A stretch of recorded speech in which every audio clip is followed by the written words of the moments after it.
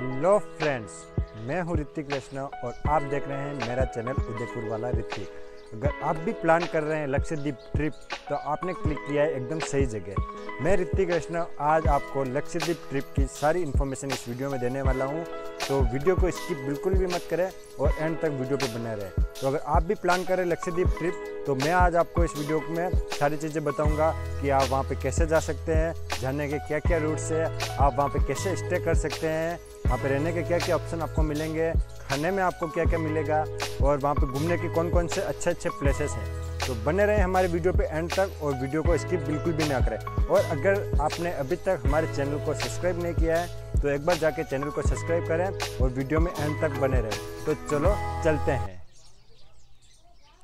Hello दोस्तों, अगर आप एंजॉय कर रहे हैं इतनी ठंड में मालदीव को अपने पैर पे कुल्हाड़ी कैसे मारते हुए देखना, या फिर आ बेल मुझे मार वाली कहावत को कैसे मालदीव सच कर रहा है वो देखना देख रहे हैं और उसका मजा ले रहे हैं, आप भी गर्मा गर्म पॉपकॉर्न और चाय लेके बैठे हुए हैं और देख रहे हैं कि आगे मैं कैसे मालदीव की बैंड बजाने में हेल्प कर सकता हूं, तो आप आए हैं एकदम सही वीडियो पे।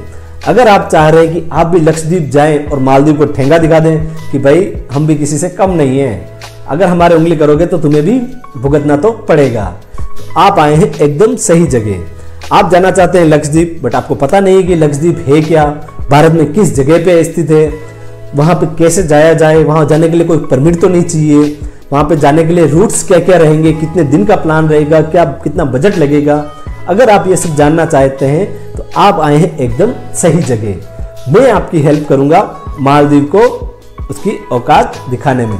तो चलिए शुरू करते हैं। मैं इस वीडियो में आपके सारे सवालों के जवाब दूंगा, कैसे कैसे जा सकते हैं, क्या करना है वहाँ पे, कैसे घूमना है, कैसे रहना है, कितना खर्चा होगा, कहाँ का परमिट लगेगा नहीं लगेगा, वो सारी बातें मैं आपके साथ शेयर करूंगा।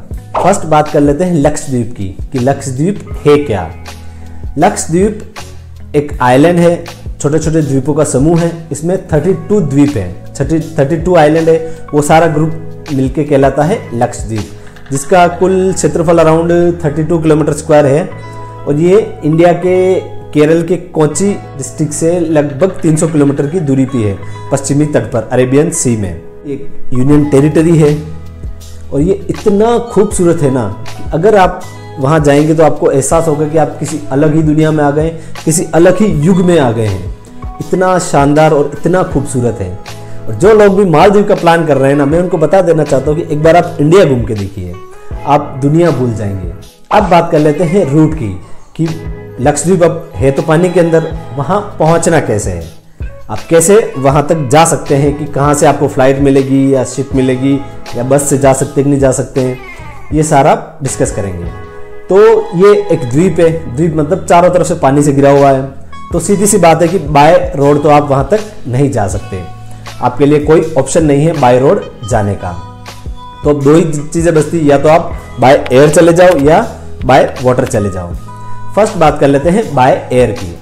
बाय एयर आपको कोच्चि से लक्षद्वीप के अगाती आइलैंड के लिए डेली बेसिस पे फ्लाइट मिल जाएगी, जो अराउंड 1 से 1.5 घंटा लेती है और आपको लक्षद्वीप के अगाती आइलैंड पे छोड़ देगी। इसका फेयर अराउंड 5,000 से 6,000 मोस्टली कांस्टेंट रहता है, इतना ही रहता है। किसी भी टाइम चले जाओ, किसी भी सीजन में चले जाओ, कभी भी चले जाओ, लगभग 5,000 से 6,000 के बीच ये रेंज करता है, वेरी करता है बस। अब दूसरी बात करें बाय वाटर की। बाय शिप आप कैसे जा सकते हैं।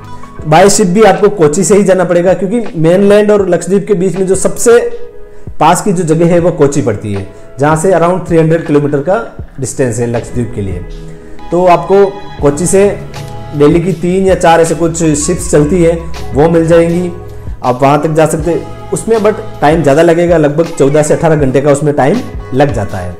और उसका फेयर अराउंड 1000 से लगा के 7 से 8,000 तक जाता है। वो डिपेंड करता है कि आप कौन सी सीट ले रहे हैं, कौन सा सीट बुक कर रहे हैं, उस पर डिपेंड करेगा। मैं आपको ये रिकमेंड करूँगा कि आप शिप से जाइए और अगाती आइलैंड से वापस बाय एयर आ जाइए, तो आपको दोनों एक्सपीरियंस हो जाएगा, शिप का भी हो जाएगा और बाय एयर का भी एक्सपीरियंस आप कर लेंगे।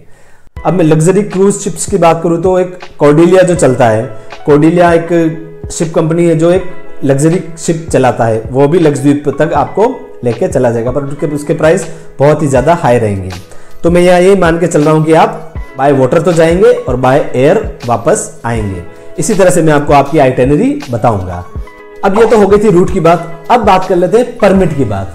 अब वहां जा रहे हैं तो आपको क्या क्या परमिट लगेगा, आपको कौन कौन से डॉक्यूमेंट्स की जरूरत पड़ेगी। तो बात करते ये है यूनियन टेरिटरी है और इसका सामरिक और रणनीतिक बहुत ही ज़्यादा महत्व है। तो वहाँ पर आप ऐसे ही घूमने नहीं जा सकते। वहाँ के लिए आपको एक परमिट लगता है जो आपको कोच्चि से ही मिल जाएगा। कोच्चि में जो लक्षद्वीप के लिए जो परमिट अवेलेबल कराते हैं उस ऑफिस का नाम है स्पोर्ट्स ऑफिस कहते हैं जिसको। वहाँ से आपको इसका परमिट मिल जाएगा। आपको जहाँ भी घूमना है, जितने दिन भी घूमना है उतने दिन का आप परमिट ले सकते हैं। अगर आप ऑनलाइन परमिट बनवाना चाहते हैं तो आप इस वेबसाइट पे क्लिक करके या इस वेबसाइट का लिंक डाल के आप ऑनलाइन भी अपना परमिट निकाल सकते हैं। आपको जितने दिन भी चाहिए वो परमिट आपको मिल जाएगा। और जैसे ही आप जाएंगे तो आपका पहले कोच्चि में आपका रजिस्ट्रेशन होगा। अगाती आइलैंड पे आप उतरते हैं तो वहाँ उतरते ही आपका रजिस्ट्रेशन होगा। और आप जैसे बाय वाटर जाएंगे तो आपको मिनी कोय जाना पड़ेगा। चाहे मिनी कोय जाए चाहे अगाती जाए, आपको उतरते ही वहाँ पे आपको जो पुलिस स्टेशन होगा, पुलिस थाना जो होगा, वहाँ पे आपको अपनी एंट्री करवानी पड़ेगी क्योंकि हम आ गए हैं और इतने दिन हम रुकेंगे, ये आपको एंट्री करवानी पड़ती है। ये हो गई परमिट की बात। अब बात कर लेते हैं फूड एंड अकोमोडेशन की, कि आपको वहाँ रहने के क्या ऑप्शंस मिल जाएंगे, आपको खाने पीने के क्या ऑप्शंस मिल जाएंगे। अगर मैं मेन लैंड से बात करूँ तो ऑब्वियसली ये मेन लैंड से 300 किलोमीटर दूर है तो आपको एक्सपेंसिव तो पड़ेगा। वहाँ पे आपको रिजॉर्ट मिलेंगे, वो बहुत ही ज़्यादा एक्सपेंसिव है। मालदीव से ज़्यादा नहीं है, ठीक है ना। मालदीव तो बहुत ज़्यादा एक्सपेंसिव पड़ जाता अपने लिए। मालदीव से ज़्यादा नहीं है। आप लक्षद्वीप में आराम मालदीव की आधी रेट में घूम के आ सकते हो। अराउंड 8,000 से 10,000 का आपको रूम मिल जाएगा वहाँ पर रहने के लिए पर डे के हिसाब से, क्योंकि वहाँ पे सारे लग्जरीज रिसोर्ट ही हैं। और दूसरी मैं बात करूँ खाने पीने की, अगर आप नॉन वेजिटेरियन हैं और आप सी फूड के बहुत ही ज़्यादा शौकीन है ना, तो आपकी लॉटरी लगने वाली है, क्योंकि लक्षद्वीप सी फूड के लिए बहुत ही ज़्यादा फेमस है। आपको हर तरह का सी फूड मिल जाएगा, आपको नॉन वेज वहाँ पे मिल जाएगा। अगर आप वेजिटेरियन हैं तो आपके लिए थोड़ी सी दिक्कतें आ सकती है। ऐसा नहीं कहना कि बिल्कुल आपको वेज खाना मिलेगा नहीं, बट थोड़े लिमिटेड ऑप्शन मिलेंगे आपको वेज खाने के। वेज खाना भी आपको अच्छा खासा मिल जाएगा। आप जहाँ जिस रिसोर्ट में स्टे करेंगे वहाँ मिल जाएगा आपको, और कुछ रेस्टोरेंट भी आपको मिल जाएंगे जो आपको वेज खाना प्रोवाइड करा सकते हैं। खाने की अगर मैं बात करूँ तो पर डे का आप 1,000 रुपये का मान लो सारा इंक्लूड करके आपका खाना उसमें हो जाएगा। अब बात करते हैं आइटिनरी, कि आपको कितने दिन लगेंगे और आपको कहाँ कहाँ घूमना चाहिए अगर आप लक्षद्वीप का प्लान कर रहे हैं। तो मैं यही सोच के बता रहा हूँ आपको कि आप शिप से आएंगे और शिप से आप मिनी कोय में लैंड करेंगे। अगर मैं आइटिनरी की बात करूँ तो आपको कम से कम 5 से 6 दिन का प्लान बनाना पड़ेगा, क्योंकि लक्षद्वीप में कुछ द्वीप ऐसे हैं जहाँ पे आपको जाना ही चाहिए। वो अपनी अलग अलग चीज़ों के लिए फेमस है, तो आपको वहाँ जरूर जाना चाहिए। तो मैं ये कहूँगा कि आपको कम से कम 5 से 6 दिन का प्लान बनाइए। अगर आपके पास टाइम नहीं है तो आप 2-3 द्वीप पे घूम के भी जा सकते हैं, बट आपको जितना भी टाइम आप लक्षद्वीप में रुकेंगे ना, आपकी जिंदगी का बेस्ट टाइम होगा वो। तो अब बात कर लेते हैं डे 1 की। डे 1 पे आप मिनी कोय में आएंगे शिप से। मिनी कोय में आते आपको फर्स्ट पुलिस थाने में आपको अपना रजिस्ट्रेशन करवाना है। रजिस्ट्रेशन करवाने के बाद आप बीचेस पे जा सकते हैं।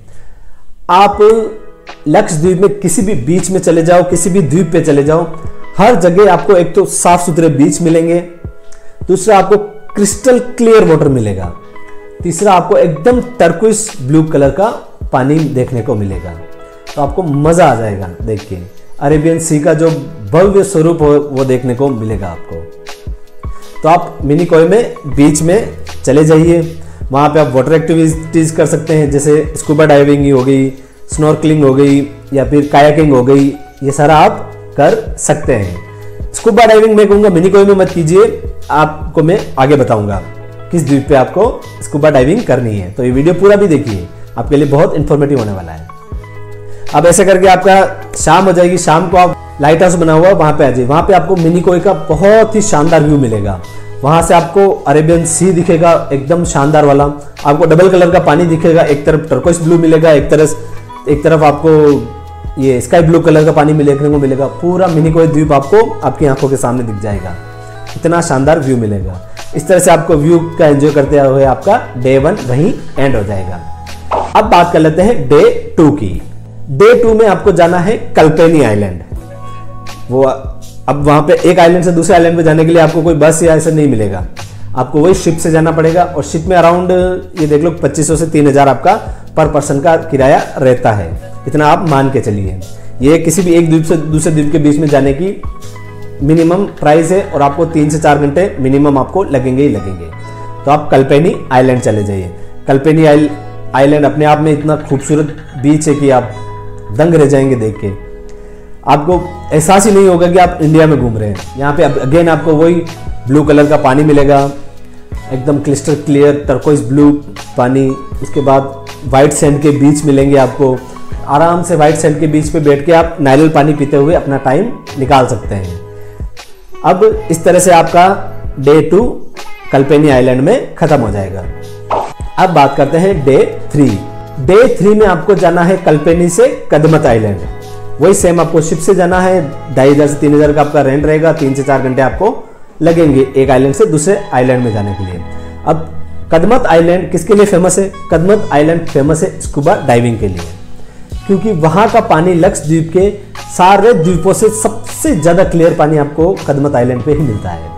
तो इसीलिए कदमत आइलैंड स्कूबा डाइविंग के लिए बहुत ही ज्यादा फेमस है, और डीप सी डाइविंग के लिए भी बहुत ज्यादा फेमस है, क्योंकि इतना क्लियर पानी है तो आपको सारे जीव जंतु अच्छे से क्लियर नजर आएंगे। तो आप कदमत आइलैंड में स्कूबा डाइविंग कीजिए और वहां पे रेस्ट करते हुए अपना डे 3 एंड कर लीजिए। अब बात कर लेते हैं डे 4 की। डे 4 में आपको जाना है कदमत आइलैंड से कवरत्ती आइलैंड पे। अब कवरत्ती लक्षद्वीप की राजधानी भी है, ऑब्वियसली वो सबसे खूबसूरत होगा, और सबसे रोमांटिक जो आइलैंड जो है वो कवरत्ती आइलैंड है। अगर आप कपल हैं तो आपको कवरत्ती आइलैंड तो जाना ही चाहिए। इतना खूबसूरत है, इतना रोमांटिक है ना, आपको अंदर तक मोह लेगा वो। आपका वहां से बिल्कुल भी आने का मन नहीं करेगा, इतना खूबसूरत है वो। इस तरह से आप रोमांस में अपना डे 4 एंड कर सकते हैं। अब बात करते हैं डे 5 की। डे 5 पे आपको जाना है कवरत्ती से बांगरम आइलैंड। अब बांगरम आइलैंड क्यों फेमस है? अब पहले बात कर लेते हैं वहां जाना कैसे। वही आपको शिप से जाना है, 2500 से 3000 लगेगा। 3 से 4 घंटे आपको लगेंगे उस आइलैंड तक जाने के लिए। अब जो बांगरम जो आइलैंड है वो सनराइज व्यू और सनसेट व्यू के लिए फेमस है। अगर आप वहां गए और अगर आपने ओशन का सनसेट और सनराइज नहीं देखा ना, तो आपको कोई मतलब नहीं है। इतना प्यारा, इतना रोमांटिक जो सनसेट और सनराइज होता है ना, आपको मजा सा आ जाएगा देखने में। तो मैं ये कहूँगा आपको बांगरम आइलैंड भी जाना ही चाहिए। वहाँ आप सनराइज और सनसेट देखिए। इस तरह से आपका डे 5 वहाँ पे एंड कर लीजिए। अब बात करते हैं डे 6 की। अगर आपके पास टाइम कम है तो आप डे 6 में अगाती आइलैंड आइए और फ्लाइट लेके निकल जाइए। अगर आपके पास एक दिन एक्स्ट्रा है तो आप फिर से अगाती आइलैंड में रुकिए। वहाँ अगाती आइलैंड को एक्सप्लोर कीजिए। वहाँ के खूबसूरत बीचेस, रेस्टोरेंट्स, जो जेटी बनी हुई है, वो सब कुछ शानदार है वहाँ पे। आप बीच में रिलैक्स करते हुए एक्सप्लोर कीजिए, अपने ट्रिप एंड होने की खुशियाँ मनाइए, और नेक्स्ट डे वापस अगाती से कोच्चि के लिए फ्लाइट ले लीजिए। इस तरह से थी आपका ट्रिप प्लान कि आपको कितने दिन रुकना है, कहाँ कहाँ आपको रुकना है, कौन कौन सी चीज़ें देखने के लिए आपको मिलेगी लक्षद्वीप में। अब बात कर लेते हैं कि आपको किस टाइम पे लक्षद्वीप जाना चाहिए, कि भाई कौन सा सीजन बेस्ट रहता है। ऐसे तो आप किसी भी सीजन में जा सकते हैं, कोई दिक्कत वाली बात नहीं है, बट दिक्कत ये आपको प्रिफर करना चाहिए, मैं ये कहूँगा कि अक्टूबर से अप्रैल के बीच का टाइम, क्योंकि इस टाइम में जो वहाँ का टेम्परेचर होता है वो नॉर्मल होता है। जिस टाइम अपने ठंड चल रही थी वहाँ पर नॉर्मल टेम्परेचर रहता है, और इसके अलावा अगर आप जाएंगे तो आपको टेम्परेचर थोड़ा हाई मिलेगा, तो आप धूप से हो सकता है परेशान हो जाएं। तो मैं ये कहूँगा कि आप अक्टूबर से अप्रैल के बीच का टाइम चूज कीजिए। उस टाइम पे आपको नॉर्मल टेम्परेचर देखने को मिलेगा और मौसम बहुत ही सुहाना देखने को मिलता है। अब बात कर लेते हैं बजट की। इतना घूम रहे हैं, शिप्स में घूम रहे हैं, फ्लाइट से जा रहे हैं, ये सब वो फलाना, अब कितना बजट आपको स्पेंड करना पड़ सकता है। अगर आप अपनी ट्रिप खुद प्लान करते हैं, अपना पैकेज किसी प्राइवेट या गवर्नमेंट से बुक नहीं करवाते हैं और आप खुद से प्लान कर रहे हैं, तो आप ये मान के चलिए 40 से 45 हज़ार का आपका खर्चा आ जाएगा। इसमें किसी तरह की वाटर एक्टिविटीज़ इंक्लूड नहीं है, वो आपकी एक्स्ट्रा में है। वो जितना आप पे डिपेंड करता है कि आप कितना वाटर एक्टिविटीज़ करना चाहते हैं। नॉर्मल मैं बता रहा हूँ कि आपको 40 से 45 हज़ार का खर्चा आएगा। अगर आप किसी प्राइवेट एजेंट से बुक करवाते हैं तो वही 40 हज़ार के आसपास आपका हो जाएगा बुक। और एक गवर्नमेंट का भी पैकेज चलता है जिसको समुद्रम पैकेज बोलते हैं। उसमें 2 अलग अलग तरह की क्लास रहती है, कि एक सिल्वर क्लास है, एक डायमंड क्लास है, ऐसे करके कुछ क्लास है, 2 क्लास रहती है उसमें। उस हिसाब से आप बुक करवा सकते। उस हिसाब से इसका जो रेट देखा जाए तो वो 30,000 से 50,000 के बीच में वेरी करता है। प्लस जीएसटी इसमें अलग है, प्लस जीएसटी 5% का अराउंड जीएसटी लगता है। इसमें भी किसी तरह की कोई वाटर एक्टिविटीज इंक्लूड नहीं है, वो आप पे डिपेंड करता है कि आप किस तरह की वाटर एक्टिविटीज करना चाहते हैं। तो फ्रेंड, ये था लक्षद्वीप के लिए पूरा टूर गाइड का प्लान कि आप किस तरह से जा सकते हैं, कैसे जा सकते हैं, कहाँ जा सकते हैं, कहाँ कहाँ घूमना है, कितना पैसा लगेगा, ये सब आपका प्लान है। अगर आपको ये वीडियो अच्छा लगा और आपको लग रहा हो कि आपकी हेल्प कर सकता है कि मालदीव जो भी कर रहा है तो उसमें उसको ठेंगा दिखा सकें और लक्षद्वीप घूम सकें, तो आप इसको लाइक कर लीजिए। और अगर आपका कोई फ्रेंड, अगर आप नहीं जा रहे हो, आपका कोई फ्रेंड प्लान कर रहा है कि भाई मैं लक्षद्वीप जाके आऊँ, मालदीव को इस बार स्किप करते हैं, नहीं जाएंगे, मालदीव को बॉयकॉट करते हैं, उसको ये शेयर कर दीजिए क्योंकि उसके लिए भी बहुत इंफॉर्मेटिव होगा। और अगर आप इसी तरह के कोई इंफॉर्मेटिव वीडियो चाहते हैं तो इस चैनल को सब्सक्राइब कर लीजिए, क्योंकि आपका एक बार सब्सक्राइब बटन दबाना मेरे लिए बहुत मोटिवेशन का काम करता है। तो फ्रेंड, बनाइए इस सर्दी में अपना प्लान और दिखा दीजिए मालदीव को कि हम किसी से कम नहीं, कि हमें उंगली करना कितना भारी पड़ सकता है। तो मिलते हैं किसी अगले वीडियो पे, किसी अगले ट्रैवल ब्लॉग पे। तब तक के लिए जय हिंद, हर हर महादेव।